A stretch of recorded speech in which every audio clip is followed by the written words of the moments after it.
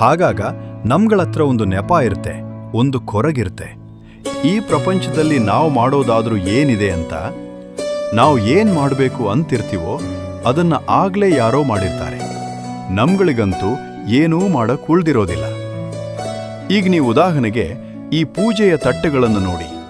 ಮೊದಲೇ ಎಲ್ಲಾನೂ ಚೆನ್ನಾಗಿ ಸಿದ್ಧ ಮಾಡಿ ಇಟ್ಟಿದ್ದಾರೆ. ಈಗಿದ್ದಾಗ ನಾವು ಅಂದ್ಕೋತೀವಿ, ಮಾಡೋದಿಕ್ಕೇನಿದೆ, ಎಲ್ಲಾನೂ ಮೊದಲೇ ಆಗೋಗಿದೆ ಅಂತ. ಈಗಿದ್ರಲ್ಲಿ ಸಮಸ್ಯೆ ಕರ್ತವ್ಯದ್ದಲ್ಲ, ಇಲ್ಲಿ ಸಮಸ್ಯೆ ನಮ್ಮ ಯೋಚನೆಯಲ್ಲಿದೆ. ನಾವು ಏನ್ ಆಗೋಗಿದೀವೋ ಅದ್ರ ಬಗ್ಗೆ ಯೋಚನೆ ಮಾಡಿ ಸಮಯ ಕಳಿತೀವಿ.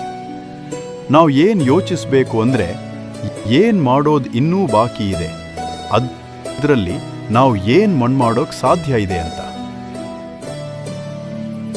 ಗೊತ್ತಾಯ್ತಾ? ಪ್ರಪಂಚದಲ್ಲಿ ಅಂತ ಯಾವ ಕೆಲಸನೂ ಇಲ್ಲ ಪೂರ್ತಿಯಾಗಿರೋದು. ನೀವು ಯಾವಾಗಲೂ ಅದನ್ನ ಮುಂದುವರಿಸೋದಕ್ಕೆ ಪ್ರಯತ್ನ ಮಾಡಬಹುದು.